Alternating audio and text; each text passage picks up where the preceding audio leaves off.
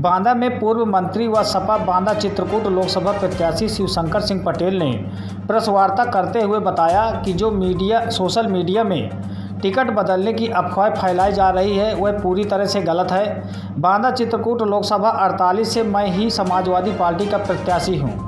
यह अफवाह फैलाई जा रही हैं वह पूरी तरह से गलत है, क्योंकि अफवाह फैलाया जा रहा है वह पूरी तरह से चुनाव हार चुके हैं। इसी को लेकर जनता के बीच भ्रम फैला रहे हैं। टिकट को लेकर मैं राष्ट्रीय अध्यक्ष अखिलेश यादव से भी 2 बार मिला हूं, लेकिन उन्होंने यह कहा कि आप जाओ और चुनाव की तैयारियां करें, चुनाव आप ही लड़ेंगे। इस बार समाजवादी पार्टी बांदा चित्रकूट लोकसभा से चुनाव में अच्छा प्रदर्शन करेगी और चुनाव जीतेगी भी, क्योंकि पूरे देश और प्रदेश में बेरोजगारी, महंगाई और भ्रष्टाचार फैला हुआ है, जिसके खिलाफ यहाँ की जनता मतदान करेगी और इंडिया गठबंधन की सरकार बनेगी। पहले तो मैं आपको धन्यवाद देता हूं कि आपने अपना अमूल्य समय दे करके और आज हमारे कार्यालय में उपस्थित हुए हैं, क्योंकि टिकट हमारे माननीय राष्ट्रीय अध्यक्ष जी ने बहुत पहले कर दिया था। पहली लिस्ट में ही हमारा नाम आ गया था और उसी प्रकार से कार्यक्रम चलते रहे।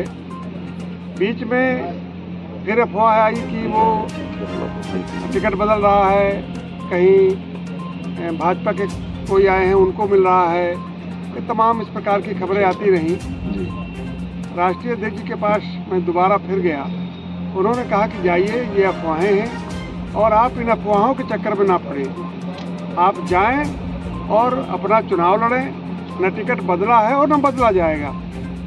अभी 2-3 दिन पहले तिरहार क्षेत्र में मेरा कार्यक्रम लगा था और फिर एक अफवाह आई कि वो टिकट बदल गया।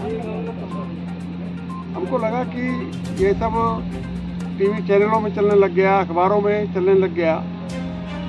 दूसरे दिन जब ये देखा हमने तो हमको फिर लगा कि अपने राष्ट्रीय अध्यक्ष से मुझे मिलना चाहिए और मैं अपने साथियों के साथ फिर मैं माननीय राष्ट्रीय अध्यक्ष जी के यहाँ गया। उन्होंने कहा कि आप यहाँ क्यों घूम रहे हो? मैंने कहा माननीय अखबारों की रिपोर्टें हैं कि टीवी चैनलों में चल रहा है कि प्रत्याशी बदला जा रहा है, ये बदल दिया गया है। तो उन्होंने कहा कि देखिए, मैंने पहले भी कहा था कि आप अफवाहों के चक्कर में ना पड़ें और ये जो अफवाहें फैला रहे हैं वो आपके चुनाव को डिस्टर्ब करने के लिए कर रहे हैं।